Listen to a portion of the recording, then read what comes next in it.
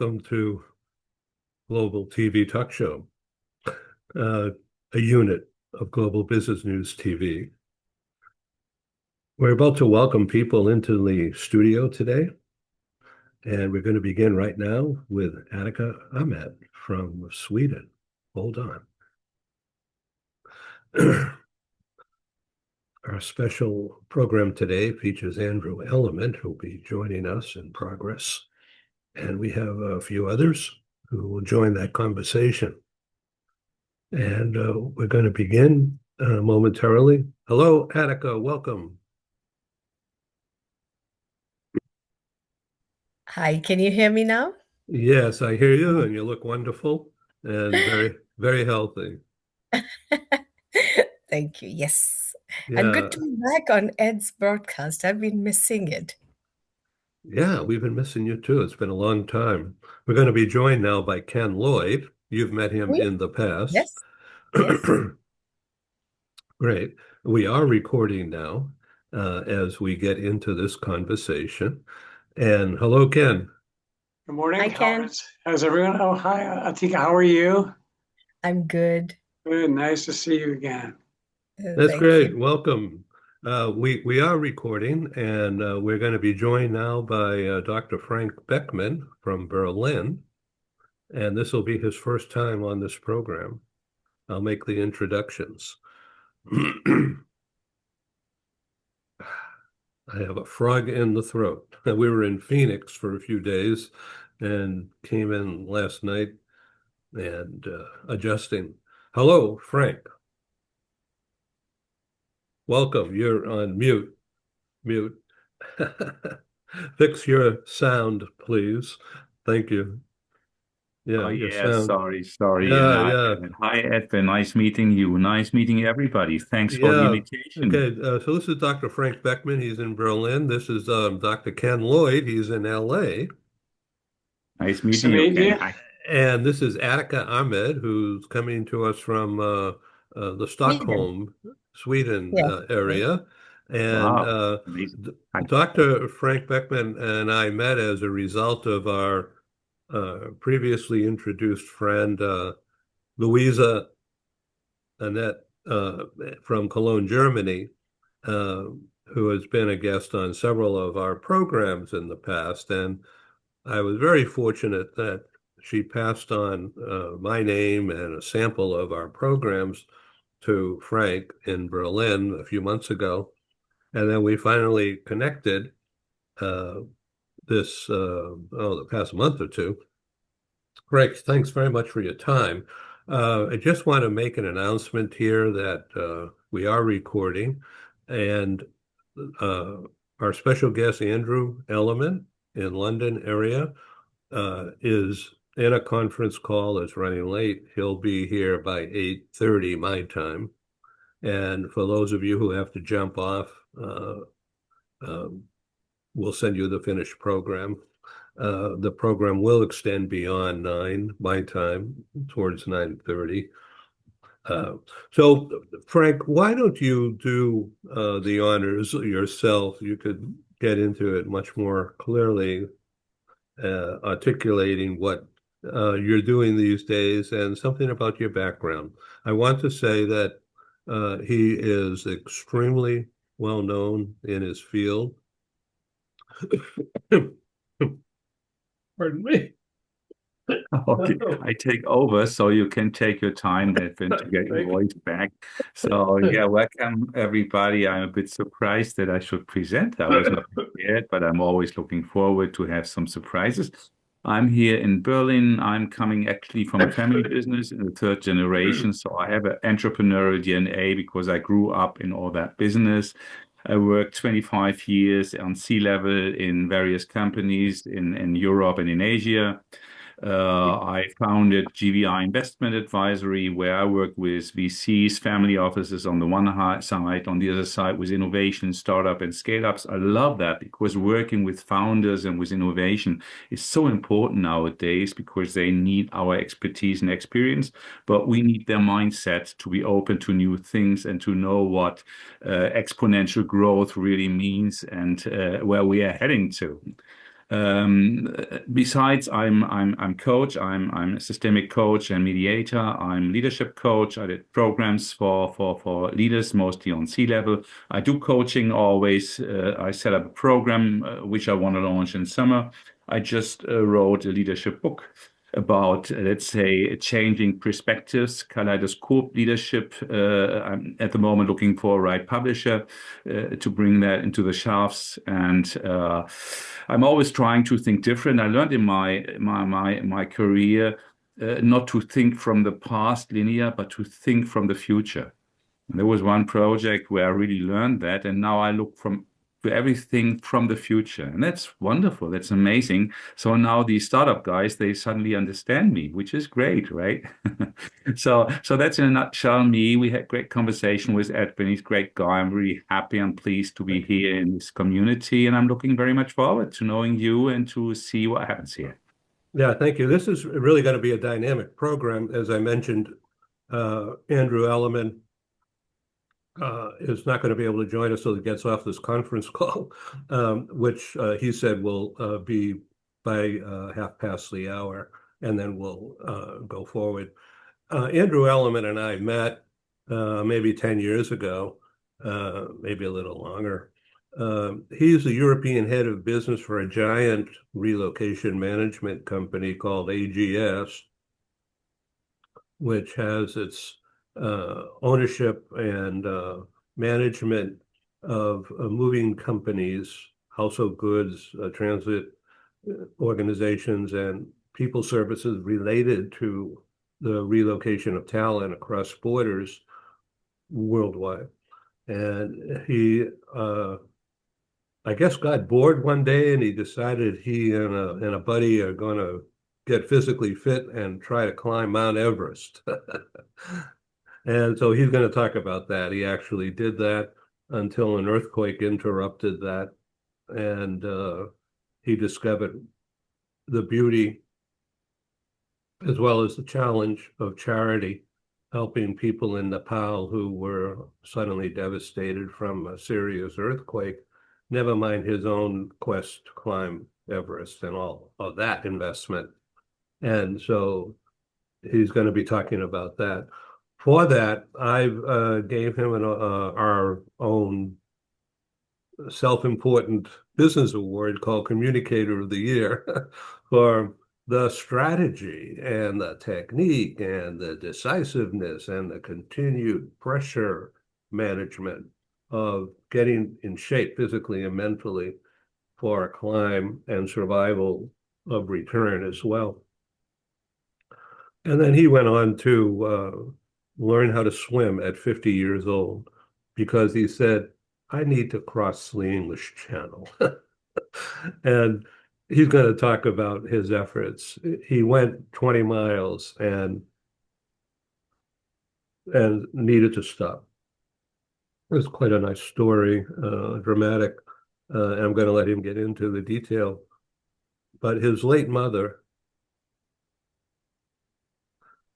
spoke to him while Andrew was slugging it out in the English Channel, a message saying, you've done enough.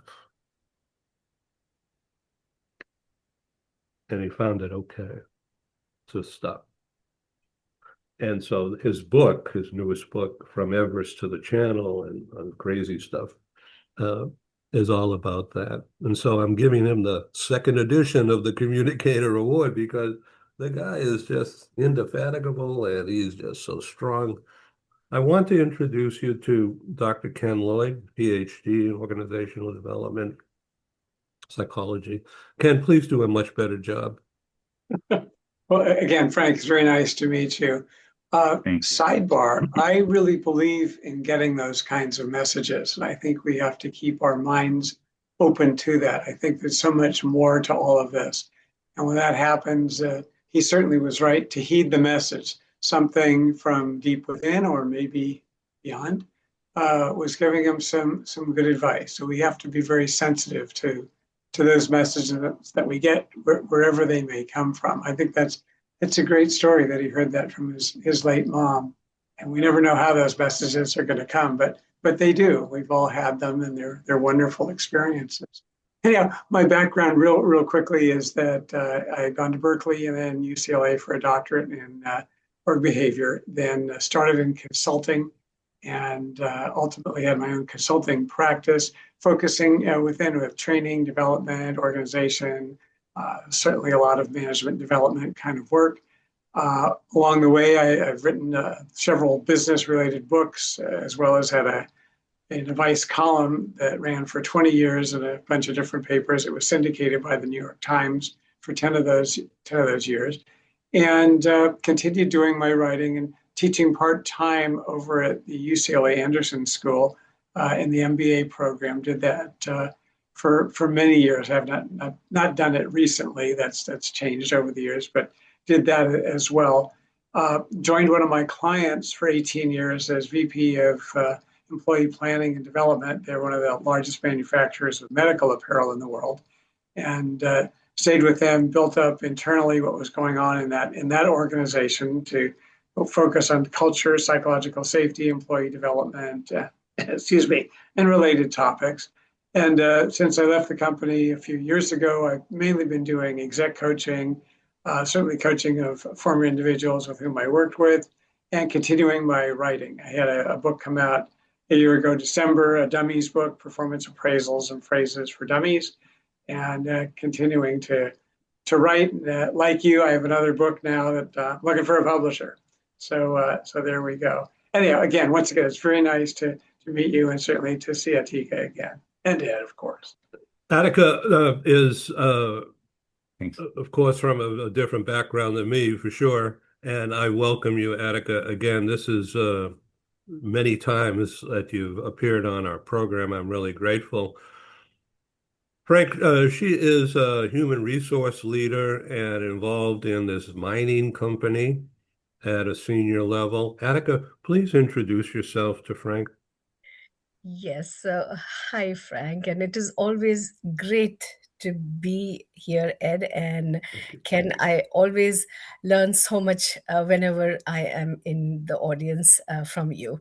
And Frank, listening to your background and what you do, it's very interesting. I have no books that I've written, but yes, someday later about many topics that I can write about. Yeah, so my professionally, I am a global mobility person, and global mobility is my niche and where I always want to be. So I have moved from this company ABB. I don't know if you've heard of it, ABB and Hitachi, to now, like Ed mentioned, a Swedish mining company called Boliden. And we are into mining and smelting. We're the oldest company of mining in Sweden. It's huge, and it is the task that I am doing right now is extremely interesting, because that's like a dream come true for a global mobility professional. So I have been in global mobility since 2015, and working as a global mobility professional. But then this change that I made last year to Boliden was to set up global mobility in their organization. They didn't have internal global mobility, and we can outsource a lot of things, but internal global mobility has its place, and it really cannot be outsourced, because there is so much that is going on in the organization, and to be at the pulse of the organization and find out ways for the organization to perform better, to like bring talent and mobility together. So I'm setting up mobility in Boliden. So it's a long road, but it's a very, how should I say, it's very, I learn every day, because I need to go back and unlearn everything to come to a point to design a structure which matches the organization. I've been in organizations like ABB and Hitachi where global mobility was set. Everything was set. The systems were set. But to set up everything from scratch in an organization, you have to unlearn and listen. And that's also speaks to me when we talk about listening to ourselves. I do tend to listen a lot to my gut. So no voices as such that come, but it's more like to be more so connected to oneself. And it has never gone wrong for me, I would say. And also I will share here that I am going through breast cancer treatment. And that also, it was a learning, because that also opened that door for my body to talk to me. Because working in global mobility is very stressful, and the previous years I've been like working, and not ignoring the voices of my body. So now, when the cancer came back again, it was like the moment I was like, yeah, I need to listen. So yes, so the voices from everywhere, from my body, from my like I'm listening to my body. And also I have a 13-year-old nonverbal autistic son, and he can't frame what he wants to say. So I'm his voice as well. And I listen. As a mom, I can understand his every grunt, what he needs, every sound that he makes, what does it point to. So that is also listening at some elemental level. So yeah, listening is very important. So I'm here. Attika, you are a blessing for me and the audience to learn of this. And you've become a life coach, not only for yourself, but for your son. But now that I've learned that, but more so, you're coaching the executives of a macho company, I would guess, a mining company, about the human aspects. Yeah. And Yes, how definitely. mobility experiences Oh, are so valuable to absolutely. the macho company Mm, long term, because mm, they're actually focusing on human needs, mm, and that's the mm, talent development aspect. Frank, would mm, you agree?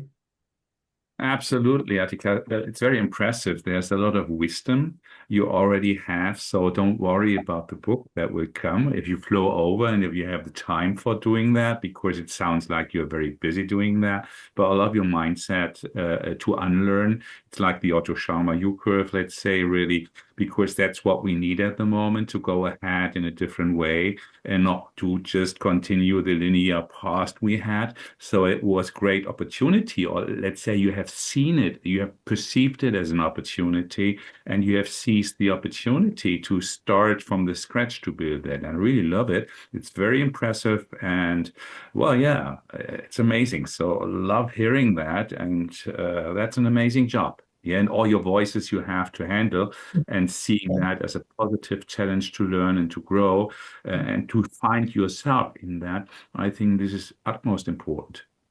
mm, So, Attica, this is a communicator award announcement. I'm hereby saying you are also a communicator of not only the year, but for all yeah, time here.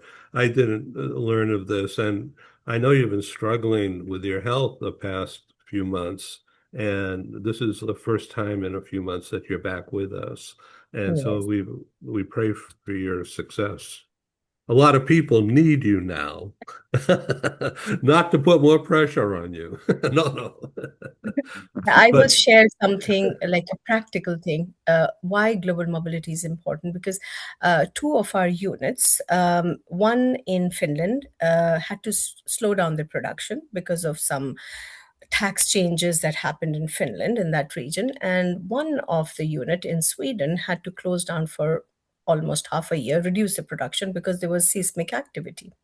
And that meant a lot of people are like on the bench or being terminated. So when we got to know, I prepared a business plan step by step and presented it to the business, that how global mobility can use deployment instead of termination and save that talent and retain that talent, and then the pros and cons of letting people go versus keeping that talent and redeployment of them in other countries and other places.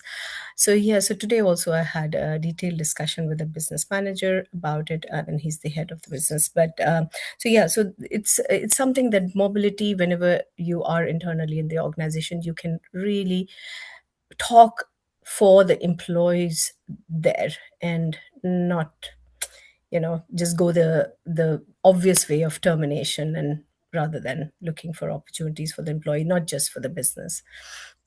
So I want to say here briefly, Frank, just as an update, Dr. Ken Lloyd and also well-known authors Paul Falcone, who's on the board of AMA, American Management Association, and Stephen Howard, author of more than 20 books on business leadership. I'm very happy to make sure you are introduced to these other people. I'm very happy to get that going for you, and you take it from there. They will be on, not this show this time, but on frequent others. I think what you're doing is really wonderful, and I'm really graced to have your interest at this early stage. So I've been, just so you know, and the audience out there, I've been bootstrapping my own business since 1976, and I am not rich. I'm rich because of the experiences, for sure, and the application of my own thinking through situations on how to be a better talk show host. Who would ever think? But COVID crashed into my 30 years of producing live meetings in March of 2020.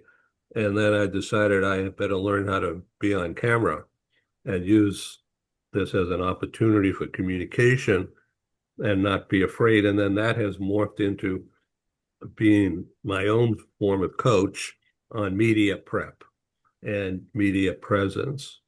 And Dr. Ken Lloyd has been, and he's an advisor for sure, a frequent speaker on prep and organization and communicating clearly with staff and executives. Ken, please do more than me on that topic.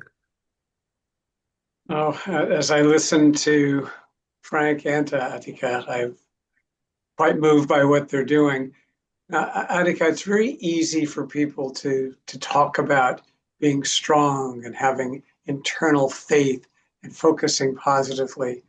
To hear what you're experiencing and what you're doing is so much more moving and meaningful and impactful and wonderful. Whether you write a book on this or not, obviously the book would be so inspirational to hear what it is deep within you that gives you this wonderful strength that you have. But in terms of communication, a lot of words get thrown around and people talk about all sorts of things of being strong, doing your best, stepping up to challenges, working hard and all. And there you are, and going through what you're going through with just so much. I don't even know, I don't like the word class, I don't like the word dignity, but just inner strength, inspirational strength that you have, I think is just remarkable and wonderful. And as Ed said, we pray for your continued excellent health and recovery and continued all the good deeds that you're doing in this world, in your work and for your family. And, you get a major thank you from us as a truly inspirational individual. Thank you, That's Ken. what comes to mind. That really means a lot. And I'm not saying it lightly, because I feel that is, the support is something that keeps one going. It can So never you be. found this, some people will collapse from all this pressure that you're dealing with, and you seem to have flipped it and make it an energy source for you. But when Frank said that, looking in the future, because that's what I do. I don't look at the present or the back. I always look at the future, because that's what keeps me going, because I believe that future is good. So then there's no point in hanging on to the present. It resonated with me, Frank, when you said that. Wonderful, wonderful. I recently did just a thought project, and I thought, what happens to us if we do not remember, if we let go of the past totally? That will mean we live totally in the present, and we are very sensitive about the future if we don't have that past. And just making this as an experiment, a thought experiment, is very interesting. Mm. Fascinating. I have just an update. I have not received any negative info from Andrew, so he must be on his way to tuning in. He said it would be about 1/2 past the hour. We're there, so we'll continue. Audience out there in the world, as you could tell, this is not rehearsed, but it is just a tribute to you, ATIKA, and Frank. Thank you, sir. And Ken, of course. Very quickly, as an aside, our reach through LinkedIn primarily, but also the YouTube channel and our own globalbusinessnews.net, and connecting out to X and Facebook and more. Eventually, there's over 1 million eyeballs. Whether or not they watch the whole thing, no control over that. LinkedIn measures everything, of what's on their network. And they've sent me a report that between January 1 and April 10, 28% of the LinkedIn viewers of various shows, this is average figures, are senior level within companies having more than 10,000 employees. So that means global. Now, many of those companies are US based, but they have extensive holdings everywhere. And a little bit looser, they said that 60% are also in senior levels, mostly talent, people, human resources related things, learning and development, mobility, of course, recruitment, assessment, onboarding, all of those HR things. More than 60%, a little bit more than 60% of the viewers of the various videos that I put out on LinkedIn, according to their measurements, are in senior level in HR talent related things in companies having 1,000 or more. So that is the business reason for this to succeed eventually with monetization, getting sponsors to advertise, and more memberships. Frank, this is for your ears, of course, but also for the world out there. Please subscribe to our YouTube channel. It's free.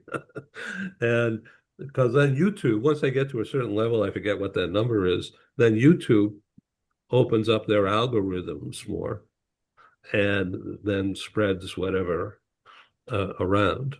So everybody please sign up, YouTube, youtube.com/@ Global TV Talk Show, singular. Okay, or you could reach me directly, editor at Global Business. No, I'm sorry, I got it wrong. Editor Global Business News at gmail.com. Dr. Frank, tell us about your project at Harvard. No, I tell you something else. Oh, okay. See, there's free flowing. Free flow. No, that was actually the past. I would like to elaborate a bit also what ATIKA says, learning from the future. Thank you. Because we are in the times at the moment where we have dramatic change. And before we change structures or processes, we need to change the mindset. And without the proper mindset, we will not be able, let's say, to implement AI and humanoids, robots, and quantum and everything which comes in the right way. And this is, for me, very important to help people to change their mindset in the right way, to see it in the right way. On the one hand, like ATIKA, seeing it positive, but also seeing, let's say, the risk of that one. This is, for instance, why my book is about, because it narrows down the perspectives we have. If we ask ChatGPT, Claude, or whatever, we get a consolidated information. Yeah, but we don't compare anymore. We don't get 3, 4 different opinions and make our own mind. Now the AI is doing that for us. I think that's very dangerous, because we need to be able to look to things from different perspectives. And this is something where I'm standing for, which is very important, which is part of my mission, to keep that up while we are really heading very fast into the future. And I think most people, and it's also for me, it's difficult, we are just at the start of acceleration. We all think this is already very speedy, very dynamic, accelerating very fast. No, the real acceleration will come in the next 4, 5, 6 years. And if we don't prepare now, then I think we will lose out and we will not keep pace with what is there to come. I think that keeps this as Harvard as well, I hope. Ken? Totally agree with what Dr. Beckman, with what Frank is saying. Yeah, it's coming at an exponential rate. It's faster and faster and faster. And you're right, if we don't really step back and take a look at what is really occurring and what we want to occur, and certainly to remember, as Frank suggested, that it's very easy to become isolated, and suddenly the inputs and ideas that we're receiving are narrower and narrower until they come down to us alone on a screen. And we're missing so much of the world, so much of life by doing that. Humans did not evolve that way. And that's why there are a lot of recommendations that are given to people. If you really want to reconnect, put down the phone, get rid of all the technology, and go out into nature. You don't have to climb Mount Everest. If you can, that's wonderful. But to get out there and get back to where we came from, do some deep breathing, some exercising, and kind of restart yourself. It's so easy to get caught up in this exponentially moving rate of change and that express that's going along so fast that we miss a lot, and we end up shorting ourselves, shortchanging ourselves, and coming out, if you will, less effective and even less honest to ourselves and to the world as a result. So we do have to step back, and when we see ourselves getting overly hooked on that very limited range of information that we're getting, to say, stop, this is not healthy physically or mentally, and I'm gonna take real time and say, well, is that wasting time? No, it's making excellent use of your time. So when you do return, you're that much more effective. 100%, Ken. Thanks very much. That brings me a bit to ATIKA's story, because this is the story of life experience. This is like going out into the nature. This is experience how life is, and not being hooked in social media and all these artificial world, but still connecting to, let's say, the physical world we have around, and all the experience, all the encounters we have. Because from that we are really learning. And learning is not about acquiring knowledge. It's about changing the way we think and we perceive. Yeah, yes, and one thing that I really did learn when I said about unlearning was also about stopping myself from going in and telling what I want other people to understand, but stepping back and listening to them first, and then modifying what I want to educate or make them aware of or set the precedent of based on what I listen from them. Maybe the journey would be slower and longer, but at least it will be customized to what my organization needs, rather than, this is the right thing to do. Of course, we will reach there, but taking one step at a time. Also, that is also my life theory, one step at a time, not going full steam ahead. Attica, Was it hard for you to convince the executives of the mining company to care more about people? They No, probably already actually, cared about people, but yes, they didn't I think. understand the role of mobility. Yes, exactly. Because they don't, because mobility is new for them. It's only since last year when I joined. So for them, it's always a pleasant change to hear that mobility has a solution for them. And Bully then is such a people company. They always take people first approach. So it's not hard to convince them about anything that is people focused. So it's also a very conducive environment for me to work because I'm also a very people person. So so how to get the balance between the business cost and budget and be also human focused and employee focused. What kind of assignments have clicked, quote unquote, clicked with the senior executives that they're employing as a distributed work idea rather than a termination? Yeah, I think the commuter move is because the kind of business we are in, we have different projects in like we have a presence in Finland, Norway, Ireland, and Sweden extensively. Like short-term projects, and that is something that really clicked for them. They're sending people for short term for to each of the business entities in different countries so that they can learn and also teach and make use of this time of the lower production time for a year probably to use that time to be like to use it more like effectively. So yes, so it's more commuter, but because of the nature of our business, so there is less of long term. But I think in general, the trend for long term assignments has gone down. It's more like short term assignments and commuters, where people go from home country to host for a certain time and then come back to their home country and work, and then or stay, not work. But yeah, so it's more that. Attica, recently it has dawned on me that, and probably others, but haven't heard much of the conversation, for companies that really want to send people on a cross-border assignment Mhm. for customer development, for experience, for asset development, or whatever, problem solving. Andrew Elliman's going to arrive right now. And have they, or why wouldn't they have enforced the idea that people must do this, work remotely? Like, for instance, I'm here in San Diego, California on the Mexican border, and you're in Stockholm. So I'm basically working in Stockholm with you and working in Berlin with Frank. And so before you go spend the money on an international relo, and this is Andrew Elliman, I'm going to stop talking and turn it over to him in just a minute. Enforcing the idea of working remotely to get to know people and to make relationships and learn something about that destination for future deployment in person. Do you understand what I'm saying? Yes, of course. Yes, and that is one topic that is very hot for our company also because sometimes the expertise doesn't lie in the countries that we are present.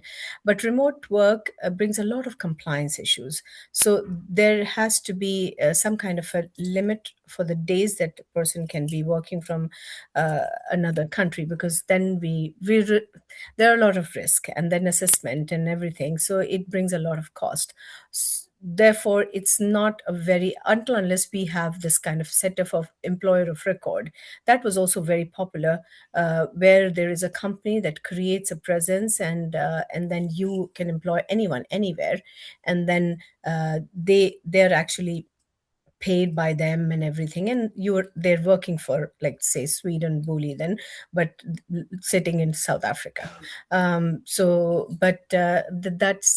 comes with a lot of compliance issues. But yeah, Andrew is here. I'm really looking forward to hearing from him. So I will stop. Everybody, Andrew Elliman. Andrew, let me do the honors here. This is Dr. Frank BECKMANN in Berlin. He's involved in investment advisory at a large level. And ATIKA Ahmed is HR and mobility consultant to a very large mining company based in Sweden called Boliden, Boliden. Yeah. That's correct. And you've met my friend Dr. Ken Lloyd in the past in LA. Okay.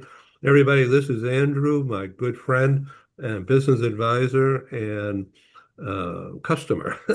And Andrew, thank you so much for your time here. I wanted to make these introductions. We have had an unrehearsed conversation the past 30, 40 minutes, which has just been wonderful. And Andrew, Communicator of the Year in the past, and now the book, 10 years out, has happened from Everest to the channel and listening to messages. So, and then communicating about the determination and the execution, and before execution, planning and development and physical and mental prep and dealing with all the BS that comes with everything, never mind family obligations. You do a lot for charity. So I'm not buttering you up. I'm just trying to set the stage here about this is a cool guy. And I'm really happy to have you on the show again. Andrew, please self-intro and let's get into your book. Yeah, thank you, Ed, and nice to see everyone. So my name's Andrew. I've been in the global mobility area for 40 years now, and I love it. Absolutely love that part of my industry and what I do. But I also have another side to me. So as well as working hard and working in the global mobility area, I also I'm an explorer by chance, I always say, because I didn't set out to be an explorer to begin with.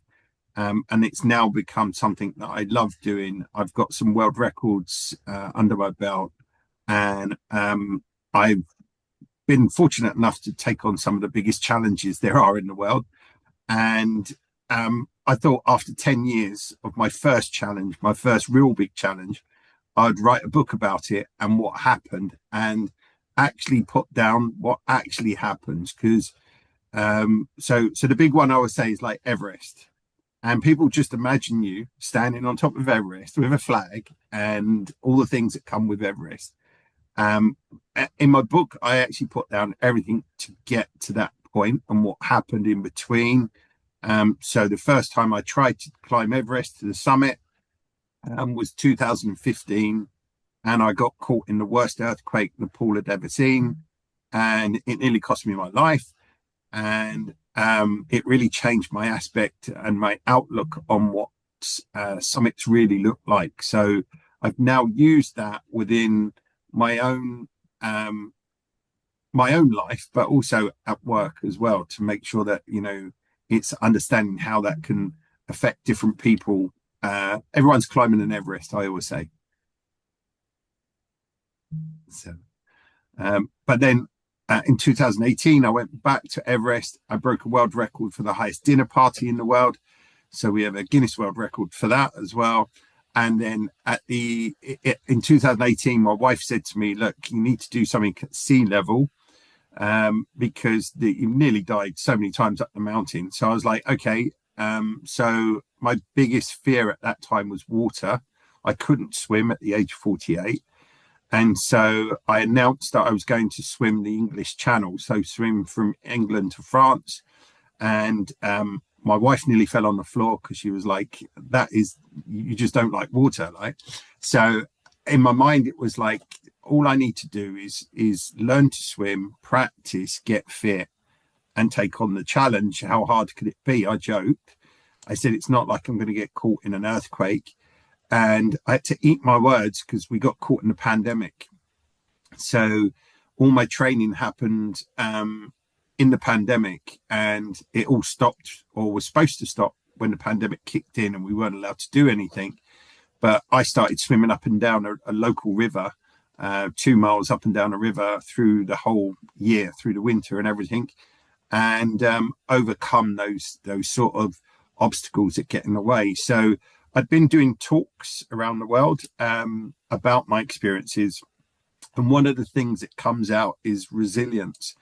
So when I put it in the book, I was trying to understand for myself, what does this all mean? And I think the first time I wrote the book was probably about 5 or 6 years ago, and I didn't like it. I literally deleted it all. I didn't like what I'd wrote. And then a good friend of mine who works at the World Bank said to me, just write the story for yourself, not anyone else. Right? And that was the best bit of news I ever had, because when you start writing for yourself, you start processing everything that you did and why did you do that? You know, I even questioned in the book myself, why did I put myself in this position to do this? And, you know, why did we overcome this? And although the book is out there, the book was really something that when you put it into words, it's really different. I know you guys probably wrote books before, and you know, it's having that put on a page, opening up to the world what really happened. So I think the book will shock people because there's bits in there you will not be expecting to read. But I put it all out there into the story. And I thought 10 years later from that very first attempt when I got caught in the earthquake, it was relevant to release it now, just to tell my story. And hopefully, you know, people can take from that something. Frank?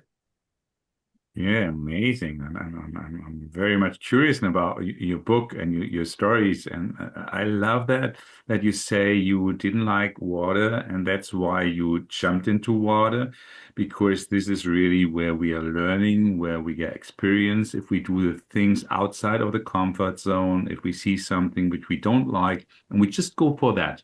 And that's really an amazing opening of a new door, of a new area, of a new space, let's say, where we can really grow into that one. So it's very impressive. I love it. It's amazing. Thanks very much for sharing.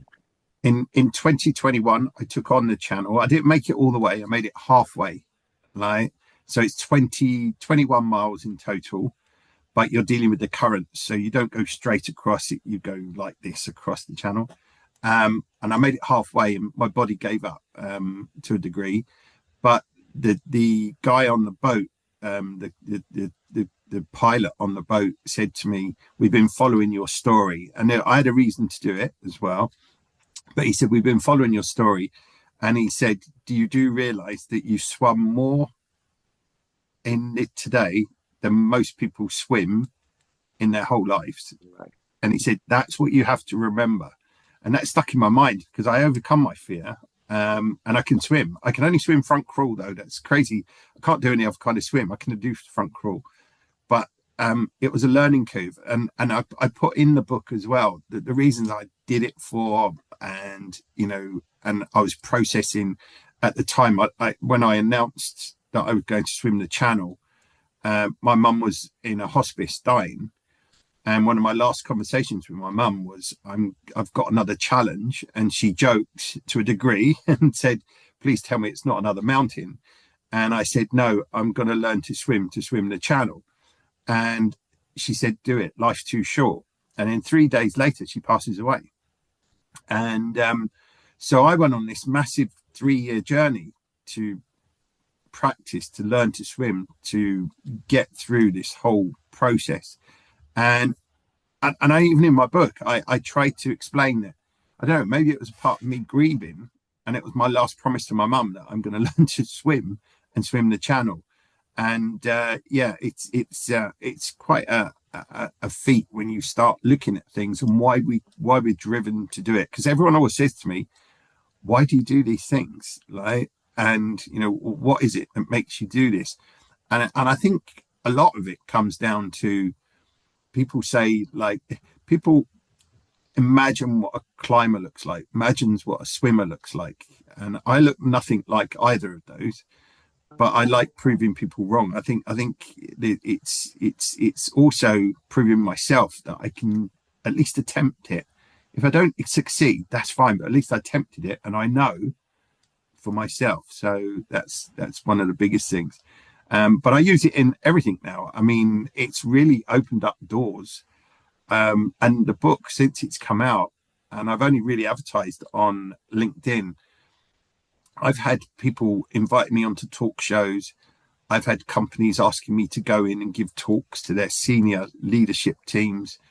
And I'm always amazed at what they get from my story. And it is just my story, if that makes sense. Yeah. So, Andrew, let me tell you and the audience out there that in my intro and my early remarks before you arrived in the studio,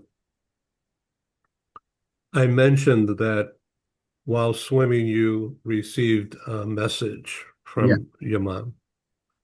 Yeah. That's, and I'm paraphrasing, it's okay, the message. And my eyes are watering right now telling you this stuff, you know. I was 5 hours into my swim, and I'd been going quite well, but the English Channel, you swim it in a pair of Speedo swimming trunks. That's it. Like, you've got a cap on your head and you've got a pair of trunks on. That is all you've got on. And so when you have a feed, every hour they give you a feed, they chuck a bottle to you to get it down. You've got 30 seconds to get that food in and get swimming again. Otherwise you get hypothermia. That's how cold it is. It's like about 14 to 16 degrees, the water. So if you think that the average swimming pool is 29 degrees when you go into a swimming pool, so it gives you an idea of how cold it is. But it's salty, it's rough water, it's waves, you're next to a boat, and it's you know, you've got jellyfish, you know, everything you can think of is hitting you at once. Like, so 5 hours into the swim, where I'd been swimming next to the boat, literally to the right hand side of the boat, I started veering off and coming back. And at sometimes I was good, I don't know, 50 meters away from the boat. So my coordination was going wrong. So there was definitely something going on. Now, I know from the training that I did at Dover Harbour, which was 16 weekends straight in the summertime, where I had to go and swim on a Saturday and Sunday for 7 to 8 hours around the harbour without getting out the water, just how difficult it was going to be, because it's cold, it's dirty, it's, you know, you're sick at the same time, you're swallowing salt water all the time, it corrodes your tongue, people don't tell you how it damages your teeth, like, but all of that, I realised that there was many times where I thought I was getting hypothermia when I was training. And the brain is designed to protect your heart. So it will convince you you're getting hypothermia even when you're not. So many a time I went to get out and my instructor was saying, no, give me another 2 hours. You stay in the water. You're fine. We'll send a canoe out with you, a kayak out with you, and they'll stay with you, but you're staying in the water. And I never got hypothermia, but I was shivering. I mean, proper shivering. You know, if you go out into the cold, you get that shiver coldness. So I know the brain will play on your mind to use whatever it was. Now, when I was in the ocean and I've been swimming for 5 hours and things started to go wrong, my feeds went wrong. I wasn't getting enough food down me and my coordination was off. So at that moment, I knew I'm not going to get to France, right? I'm not going to get to France. But then as I had my head down, and when you look down into the ocean, all you see is little specks of salt, and maybe some jellyfish underneath, probably a meter below you. And then it goes into a dark abyss. There's nothing else. There's nothing else in the ocean. You're a tiny person. But you go into like a semi-trance with as you're going along, because you're in a rhythm and you just got to get it done. And all of a sudden, clear as day, I hear my mum say, Andrew, it's okay. You've proved that you can swim now. You can get out. And at that point, to me, like one part of my head says, from a science sort of project from it, is that's just my brain using my most deepest thoughts to get me out the water because it wants to save my heart. It wants me out the water. But the other part of me says, is that the spiritual side of my mum actually being there? Because it sounded like when she said it, I mean, clear as day. And it came out the blue. I wasn't thinking about her or anything. It just came out the blue. And she just said, Andrew, it's time to get out. You've learned to swim. You've proved what you're doing. Get out of the water now. And I stopped. And my team on the boat were like, you could probably do another 2 hours. And I was like, but I'm not going to make France. So 2 hours that way just to be even more sick. I was already vomiting by that stage. And because I'd stopped and it was going over the 30 seconds, I was shivering. So I was like, no, I'm done. I'm out. And I didn't regret any of it. I didn't regret anything. I got out, got onto the boat. And like I say, the skipper, the pilot of the boat, there was two of them, father and son. He come over and he gave me a massive hug. And he said, we've been following your story. It was never about France for you, was it? And they got it. They understood it. I mean, they see lots of people swimming the channel, I imagine. So, but they just got me at that moment. And yeah, I was happy with what we'd done. I was really happy. I was doing it for a lot of charities as well, all the way through. I've been raising money for Community Action Nepal, helping the people over in Nepal, the mountain people up in Nepal.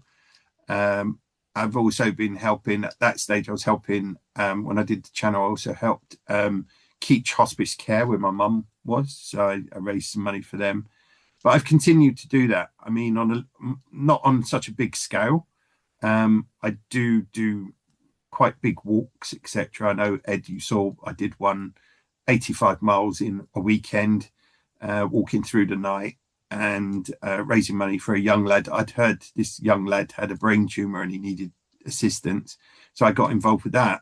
Didn't know the person. It was just I heard the story and I said, we've got to do something for this lad. Unfortunately, we raised quite a lot, but unfortunately he did lose his battle. But sometimes I think you've just got to take on these things, and if you can make a difference somehow. In my mind, it's like, why are we on this planet? I still ask that question today. What's the purpose of us being on this planet?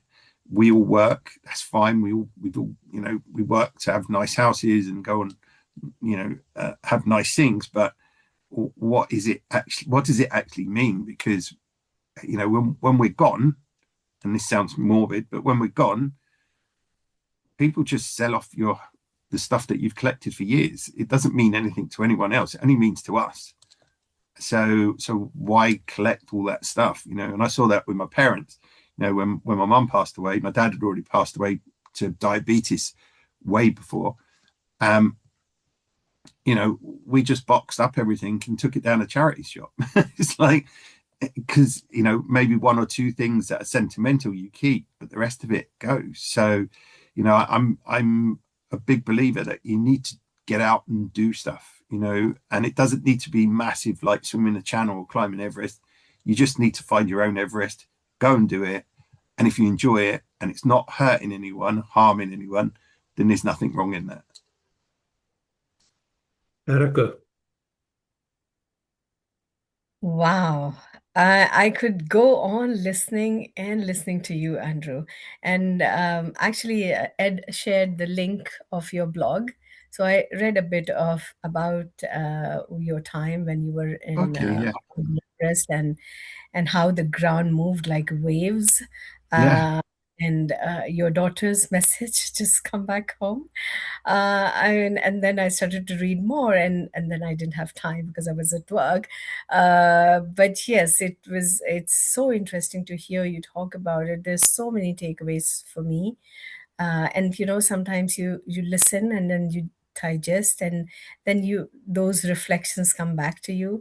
So I am absolutely not surprised why people are calling you for talks, because yes, when you talk, you do make a difference. Yeah. Thank you.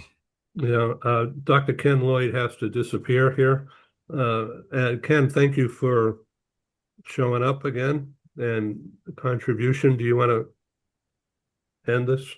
I was just going to send a text. I didn't want to interrupt the momentum of our conversation, but just to thank each of you. This was such a moving and informative discussion beyond words. And Andrew, as I think of you in the field of global mobility, what a perfect description of you. I see the globe spinning behind Ed. I feel like I'm on the part of the Artemis team. And but you really are so mobile globally, from the highest point on the earth to the oceans and all these continents, and what you've done. You're a global person. You experience global mobility, so it seems, every day of your life. And to Frank and to ATIKA, your comments about your experiences. I mean, this was just a totally moving experience for me today, and I just thank each of you and wish all of you the best of health and happiness going forward. I'm sorry I have to run, but I do have a hard stop. So all the best of each of you, and a giant thank you. You really, out of nowhere, made this such a moving day for me personally. Thank you so much. Thank you. Thank you. Thank you very much. Frank, would you like to add to this? I do have a question to Andrew. Yeah. 2 years ago, I had been in Nepal, in Lower Mustang. Then I was looking at the Annapurna. And then a guy was there who was said to have been twice on the peak of the Mount Everest.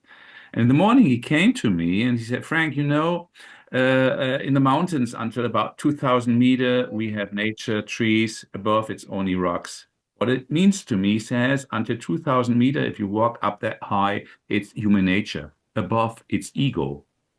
How do you see that? Yeah, I suppose when I first set out to do Everest, it was all about standing on top of the world. So it was an ego thing. I always say to people, it's the most selfish thing you can ever do, right? And I nearly proved it by not coming back.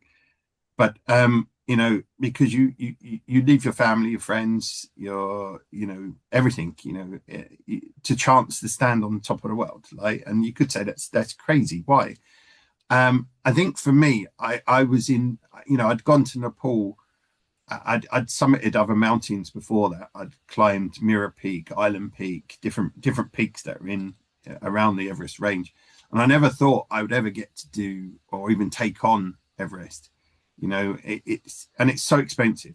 It's $50,000 to climb, of which my wife said, you're not spending any money on that. Like, so you have to get sponsors, which I did. Luckily, our industry is very generous, and I got all the sponsorship for that to be able to do it. And going back to your point of above that is ego. I think it is to a lot of people, right? And I'll get a lot of people not liking this, because I saw firsthand different climbers that it's all about the peak, right? When I did it in 2015, it was all about the peak. We were going for the world's highest dinner party at the same time. But what happened and what I saw on Everest changed my views on why I was doing it. And there was a very famous climber, a guy called Doug Scott, who was the first Briton to climb Everest in 1975. And he did it with a guy called Sir Chris Bonington. And I became very good friends with the pair of them. And it was his charity that I was helping. And when I came back from Everest in 2015, having not completed the mission, I was devastated. I was devastated because of the families that lost their houses, and 9,000 people died across Nepal, right? But I was also devastated inside because I didn't stand on top of the mountain. And then Doug pulled me to a side and he said, you did summit, but you summited in a very different way, which would be far greater than ever standing on the top of Everest. This is someone that stood on top of Everest. And he said, what you're now doing for the charities and how you're helping the people of Nepal is far greater than any mountain that you can stand on the summit of. And that really humbled me and changed the way I did it. And in 2018, the dinner party, I mean, yeah, it was a world record. And if I'm honest, I'm not I'm not overly, I'm not, I wouldn't say I'm a world record chaser or anything. And it means nothing, right? It means nothing. But it helped to raise a lot of money for the charity. So when we did that, for me, it was all about raising money for that charity because you're on a platform then everyone covers it, right? And we had a celebrity chef there as well on 2015. Unfortunately, he got altitude sickness, so we had to send him down. But he designed the food again for us in 2018, which allowed us to carry out the mission as such. And it's the same with the channel. When I did the channel,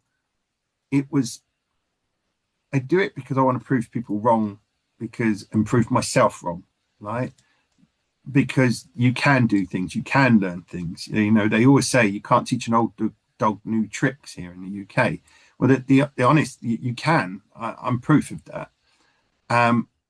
But ego, I've seen a lot of people with big egos, and I don't like it. If I'm honest, I don't like it. Would I get asked a lot? Would I go for summiting Everest again, or trying to summit Everest again? And I'm like, no. Like, it's something I needed to get out of my system. It's something I needed to prove to myself, but it's not something I would do again. That doesn't mean you shouldn't go and do it yourself. If that's your dream, go and do it because it's great, right? But it's going back to what you're saying. There are a lot of people that blind to what's going on around them. They still want to go for the summit, which I couldn't. I don't understand that myself. When things happen around you, you have to act around you. If you see some fellow person, whether you know them or not, and they're in danger or something, you've got to help them. You can't just walk past them. But I can see why your friend probably said that. But it's the most amazing thing. It really is. And I feel my life is climbing Everest, but in a different way, if that makes sense. Now, you weren't here earlier, but ATIKA described something very, very personal, and that I want you to know about that. ATIKA, if you don't mind,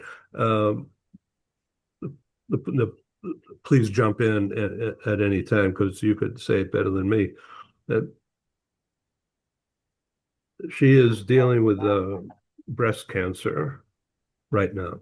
And in addition to that, she's taking care of her son, who has disabilities. ATIKA, would you like to review that for the benefit of Andrew? Yeah, so we were talking about, listening and actually it started with Ed mentioning that when you were in the channel and you could have gone ahead, but then you heard that voice and you stopped and it was okay. So then I mentioned about, how, listening is very important in every which way, and how I started listening back to my body. I had breast cancer in 2021, and then it came back in 2024, and now it is stage 4, and it is spread. And I also have my special needs son who's autistic, nonverbal. So I'm his voice. Actually, as a family, we are his voice, and but as a mother, mothers get it. So his every grunt, his every sound, I know what he wants. So it's at one point of time, you kind of everything else gets muted and you listen. And maybe it's age, I don't know, or maybe it's experience, it's life-changing experiences that makes you go closer to yourself. So it has helped me professionally also to listen and to hear those cues that you might somehow miss in that hum and drum of life that goes on at a very fast speed. So it's always necessary to take a pause and listen and listen to your body, listen to the hidden things around, which you might not feel. So that's what Ed mentioned about the challenges at the moment. But yes, and I go back to Frank and his futuristic view and how I wade through all of these, taking that as my mantra. to see one step at a time and seeing ahead, and not get stuck in that moment that, oh, my challenge is so much. No. The next moment it would be better, and then you will just regret that you wasted your present that was then by thinking, you know, yeah, negatively. But yes, yeah. As they say, make the most of today and not tomorrow, Yes. because tomorrow is always going to be the day ahead of today. So today is the important day, I think. You know, we live in the present. We don't live in the future. We don't live in the past. We live in the present.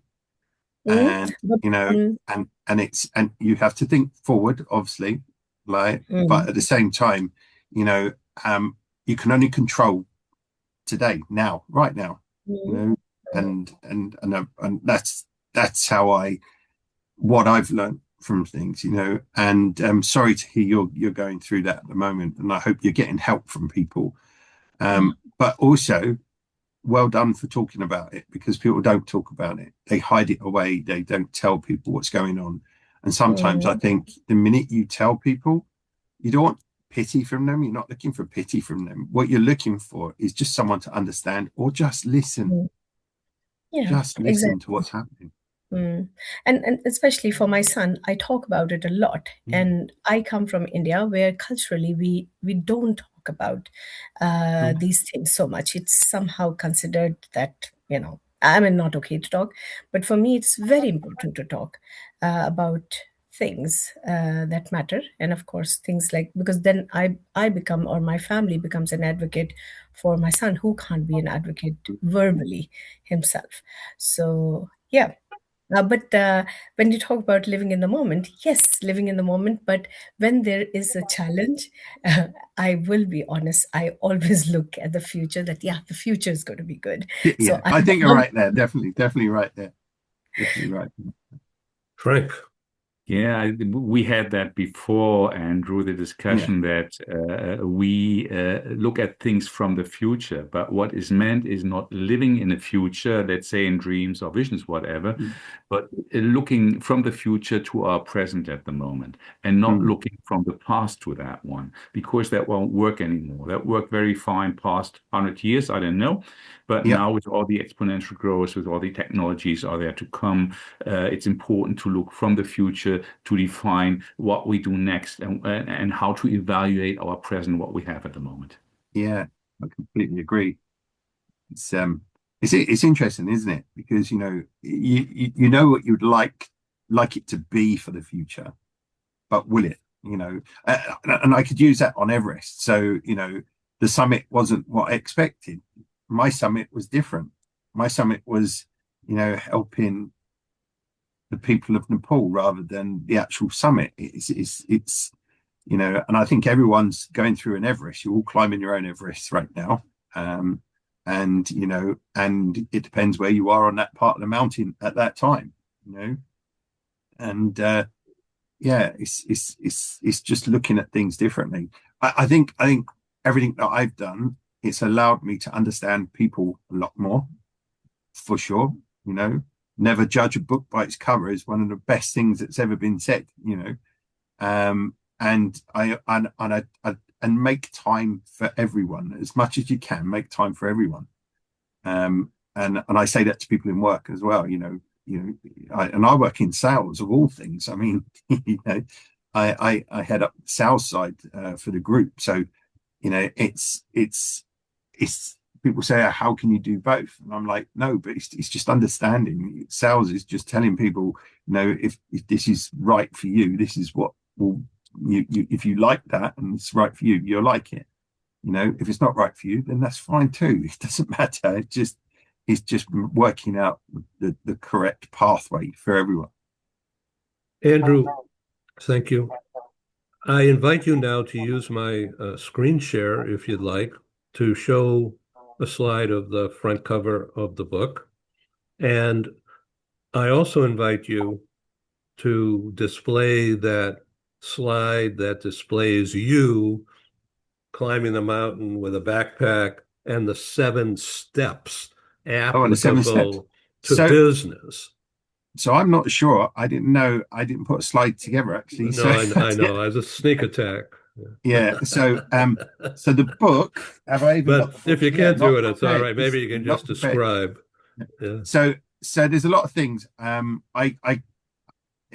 wrote about the 7 steps to climbing Everest, and the first step was like the vision. The vision standing on the summit. So the last step is the summit. So if you imagine now, whatever your summit is and your vision, they're pretty much the same. Like, the vision is to be here in the future, like you said, Frank, like you're thinking about the future, where you want to be in the next year, 2 years, 5 years, next week, right? That's your summit. And to get to that, how do you get to the summit?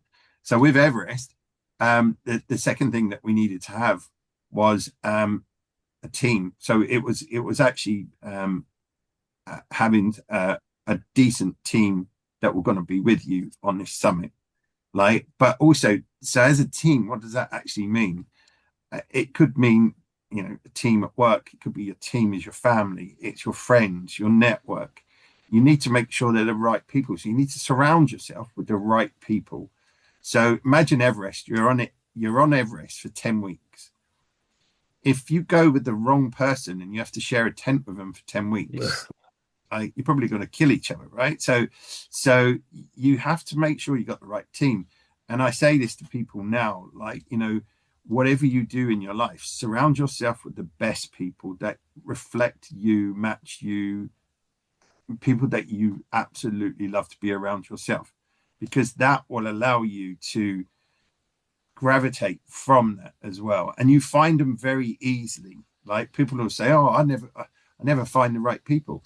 You can, if you actually, you can walk into a room and straight away listen to your body. Again, listen to your body. Your body tells you straight away which person you would like to associate yourself with. If you're in a networking thing, there's people there. I do it. I network all the time, right? And there's people I walk in a room and there's people I completely want to avoid, right? And then there's certain other people that I actually gravitate to. But the more you do it, they gravitate to you. So you don't even have to look for them in the end, because somehow the wavelengths of however this works brings you to those people. So, I always say to people, stay positive on those kind of things. So building the team is a big thing. I think in my, because I'm spoken about the 7 steps for a long time, but sponsors was another one. So sponsors includes that, the people around you, the team, the people along that side. The other thing that I put in there was about knowing your limits. I think that's about number 6 in my list, because knowing your limits is, how far can you go before you need to stop, right? And how far can you go till your body says you can't, right? And I always find that you can go a lot further than people think and that you think, right? But you've just got to also know when to know your limit. You're not going to convince everyone. Like, if you're working in an organization, especially a global organization, I always say to people, you want to set this global policy in place. That's great. It may work in America, it may work in the UK, it may work in France, right? It may work in China, but it may not work in Singapore, right? One of them is not going to like what you're doing. So know your limits and know how not to push them too far to bring them together. So I always talk about that as well. The other thing, you put me on the spot because I can't even remember. I own 7 steps now. The other thing I put in there was the sponsors, the sponsors, the training. That was it, part of the training. Like, you have to condition yourself to train, like, and that's the hardest thing for me. I'm not a person that goes out running or training every day. If I've got an expedition or something, I do it. I run. When I was doing swimming, learning to swim, I was in the swimming pool in 5 o'clock in the morning for 2 hours, and then I was in the pool at 9 o'clock till 10 o'clock in the evening. I sacrificed that for 3 years. 3 years, right? And if I wasn't in the pool, I was in the river, right? But you have to condition yourself to do that. Same with writing my book. My book, everyone said, how did you do that? You got a full-time job, you work all hours.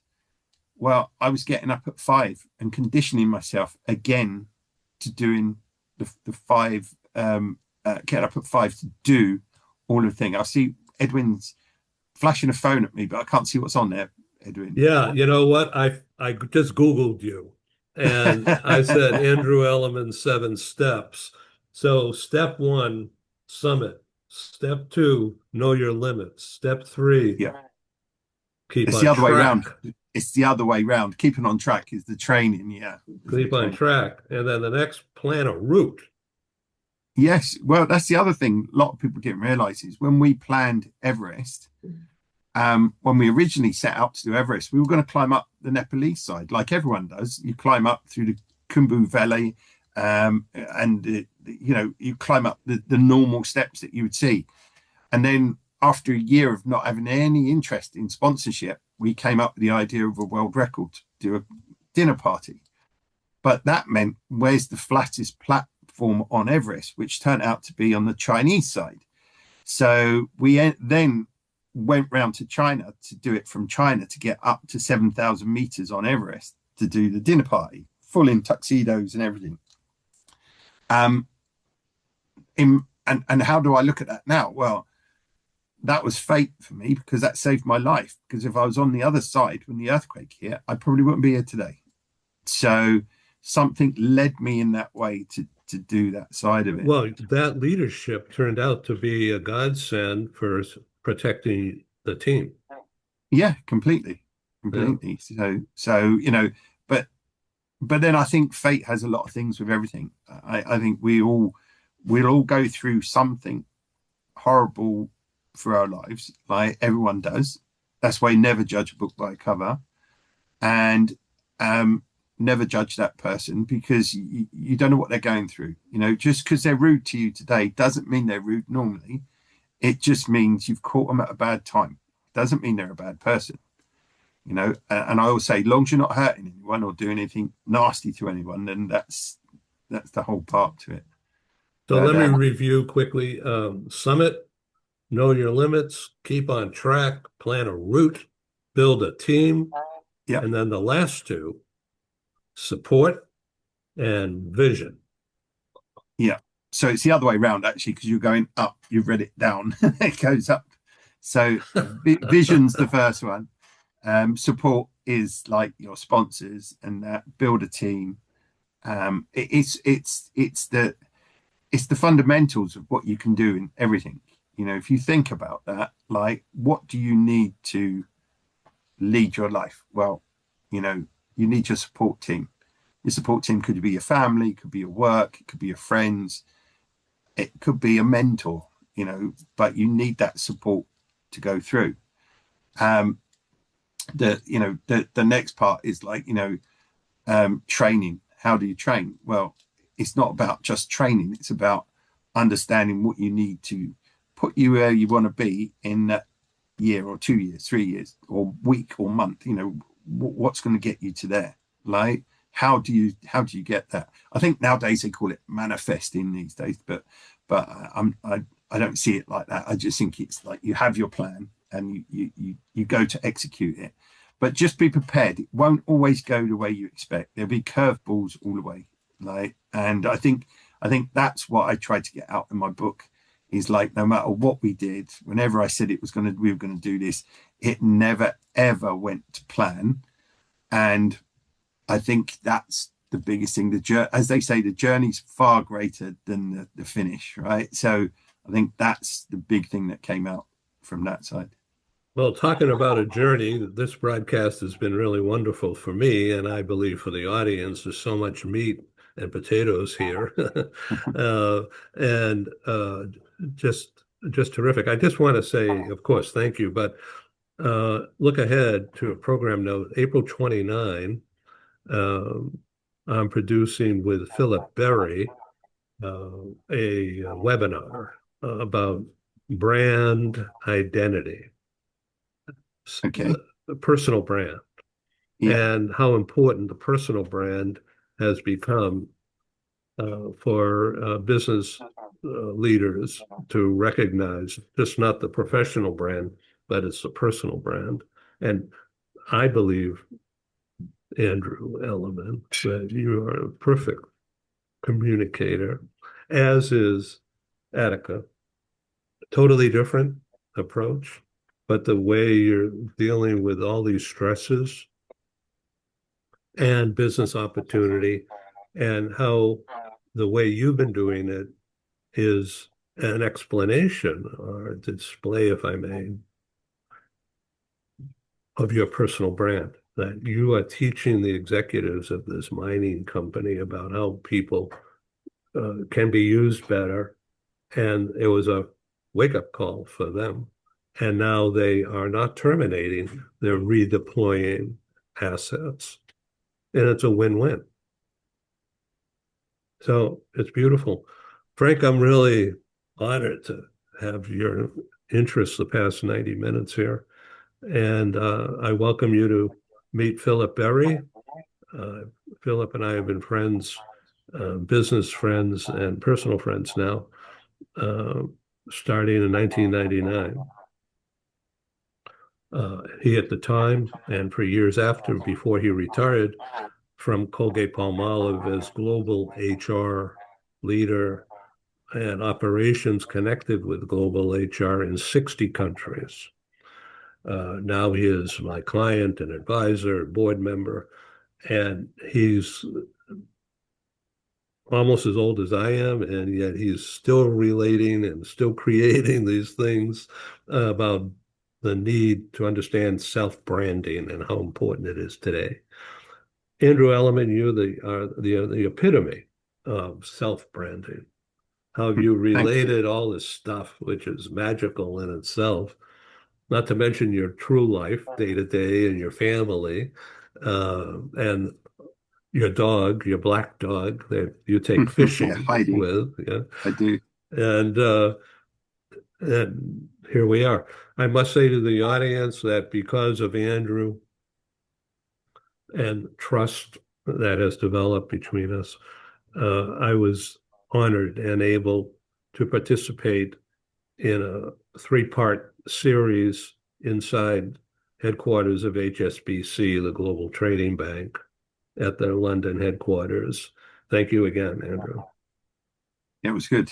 It was good. Yeah, that was my peak.